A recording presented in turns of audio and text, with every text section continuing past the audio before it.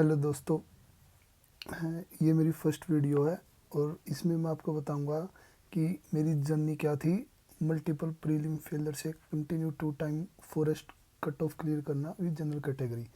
और रिसेंटली जो 2025 का जो एग्ज़ाम दिया था इसमें मेरे 120 प्लस मार्क्स आए हैं और मैंने फॉरेस्ट का भी मेंस लिखा अब की बार। तो जैसे हमें पता है कि इतने सारे बच्चे तैयारी करते हैं, मेहनत भी खूब करते हैं, सब चीज़ें प्रॉपर रीड भी करते हैं, क्लासेस लेक्चर टेस्ट सीरीज़ भी देते हैं, different different institute mock test लगाते हैं, इतना सारा करंट अफेयर भी पढ़ते हैं, लेकिन उसके बावजूद भी एग्ज़ाम में जो क्वेश्चंस आते हैं वो अटेम्प्ट हो नहीं पाते हैं। तो मेरे टाइम पे मेरे साथ भी ये सेम कंडीशन थी, इतना कुछ पढ़ने के बाद भी मुझसे हो नहीं पा रहा था। बट फिर मैंने अपनी स्ट्रेटजी और सब कुछ को दोबारा चेंज किया, अपनी कमियों को मैंने पता लगाया कि मैं कहाँ गलती कर रहा हूँ, कैसे इम्प्रूवमेंट कर सकता हूँ, क्या और क्या करने की ज़रूरत है। और उसके बाद फिर मैंने बैक टू बैक मेरे बहुत अच्छे मार्क्स से एग्ज़ाम प्री क्लियर हुआ था। ये मेरे मार्क्स हैं जो 2025 का जो मैंने एग्ज़ाम दिया था, इसमें आप देख सकते हो 123 120 120। ये अभी ऑफिशियल आंसर की तो आई नहीं है, तो ये डिफरेंट इंस्टीट्यूशंस की जो आंसर की है उसका है ये। और ये मेरी 2023 की जो मार्कशीट है, कट ऑफ इसमें 75.4 थी और ये 94 पॉइंट मार्क्स थे, near 20 marks above cut off. तो तो मेरा जो एग्ज़ाम निकला था, जो मैंने पहले प्रीवियस अटैम्प्ट से कंपेयर में जो मैंने चेंजेस किए थे वो क्या था कि मैंने अपने प्रीवियस अटैम्प्ट से क्वेश्चन को एनालाइज़ किया था, सब्जेक्ट वाइज भी मैंने एनालाइज़ किया था। उससे फिर मुझे पता लगा था कि मेरा कौन सा सब्जेक्ट मेरा वीक है और जो मैं क्वेश्चंस को अटैम्प्ट करने में क्या गलतियाँ करके आ रहा हूँ।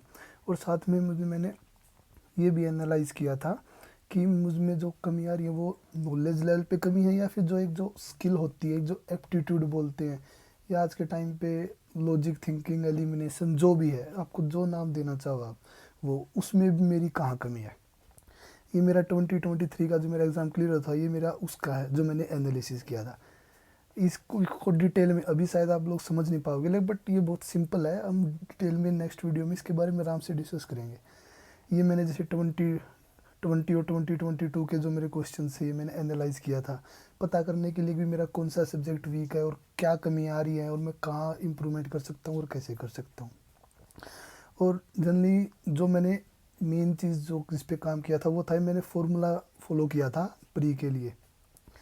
30 क्वेश्चन, 60 क्वेश्चन, 10 क्वेश्चन। 30 क्वेश्चन ये वो क्वेश्चन है जो डायरेक्ट, मतलब कि आप श्योर शॉट हो कि इसका आंसर यही है। 30 क्वेश्चन आप फाइनल आंसर तक पहुंच जाओगे with your knowledge, pure knowledge, nothing else. जैसे कि कोई नॉर्मल पॉलिटी का फंडामेंटल राइट का कोई क्वेश्चन हो या कोई हिस्ट्री का क्वेश्चन हो, कोई भी हो, जैसे 2025 में नॉन कोऑपरेशन मूवमेंट का क्वेश्चन था, वो पढ़ा हुआ था, उसकी नॉलेज थी, तो हम डायरेक्ट आंसर पे आ गए। 60 क्वेश्चन वो होते हैं जो आप या तो 2 ऑप्शंस आपने एलिमिनेट कर लिए और 2 का आपको आइडिया नहीं है, या आपने 1 ऑप्शन एलिमिनेट कर लिया, 3 का आइडिया नहीं है, या चारों ऑप्शंस का आपको आइडिया नहीं है लेकिन फिर भी आप किसी तरह आंसर पे पहुंच जाते हो with common sense, elimination techniques जो भी है। और 10 क्वेश्चंस जो ये स्टूडेंट्स वेरी करते हैं 10 क्वेश्चन। जैसे कि 2023 में मैंने 91 92 के आसपास अटैम्प्ट किए थे और 2025 में मैंने 99 क्वेश्चन अटैम्प्ट किए थे। लेकिन बोलते हैं कि 10 क्वेश्चन थोड़े टफ साइड होते हैं जो नॉर्मली बच्चे छोड़ते भी हैं, पूरे अटैम्प्ट नहीं करते हैं, तो ये वो क्वेश्चन है। अब जो ये 30 क्वेश्चन है इसमें आपकी एक्यूरेसी मोर देन 90-95% आनी चाहिए। वो क्वेश्चन आपके गलत होने नहीं चाहिए, 27-28 क्वेश्चन ठीक होने चाहिए। 60 क्वेश्चन जो आप विद एलिमिनेशन या टू ऑप्शन एलिमिनेट हो जाएंगे वो क्वेश्चन, या फिर जो आप अपना एप्टीट्यूड स्किल्स लगाओगे, लॉजिकल थिंकिंग लगाओगे, उसमें नॉर्मली 30 क्वेश्चन ठीक होते हैं। और ये अगर बच्चे ने थोड़े एफर्ट लगा के ये चीज़ें सीखी हो ना, वो कर देता है 30 क्वेश्चन ठीक, इसमें कोई वो नहीं है। और 30 के आसपास ये क्वेश्चन, 58 के आसपास आपके क्वेश्चन ठीक हो गए और 10 क्वेश्चन आपने अटैम्प्ट नहीं किए, तो बचे हुए क्वेश्चन कितने रह गए? 32। सपोज वो आपके गलत हो गए तो आपके लगा लो 48 के आसपास ओवरऑल कट करके 95 96 प्लस जो आपके मार्क्स बन रहे हैं, जो नॉर्मली सिविल की कट ऑफ आप आराम से क्लियर कर सकते हो। ये नॉर्मल जो फॉर्मूला था जिस पे मैंने काम करके, जिसके जो अप्रोच मैंने फॉलो की थी इस फॉर्मूले के थ्रू। और ये मेरा रिवीजन का था, जो मेरा मेन था कि मुझे क्या क्या करना है। ये मैंने 2025 के प्री के टाइम पे बनाया था कि जो जो टारगेट्स मुझे फॉलो करने हैं।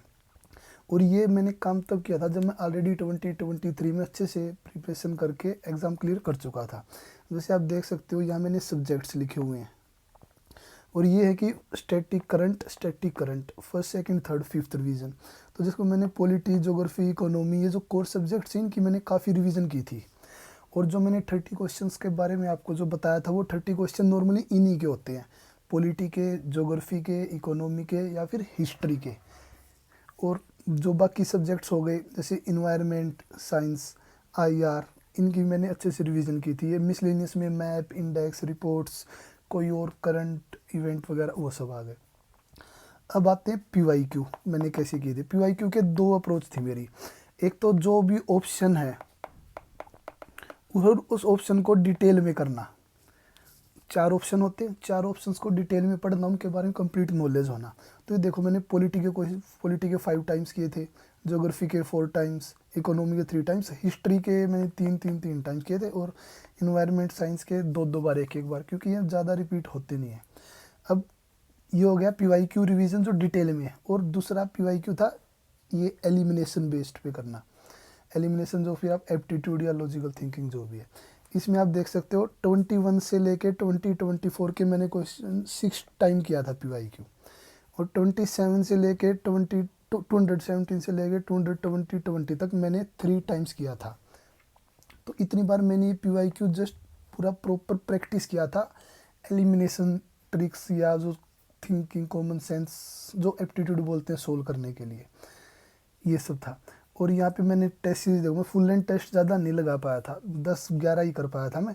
और ये मैंने सेक्शनल टेस्ट दिए थे सिर्फ पॉलिटी, ज्योग्राफी और इकोनॉमी, ताकि जो वो 30 जो कोर क्वेश्चन आते हैं मेरे वो गलत ना हो।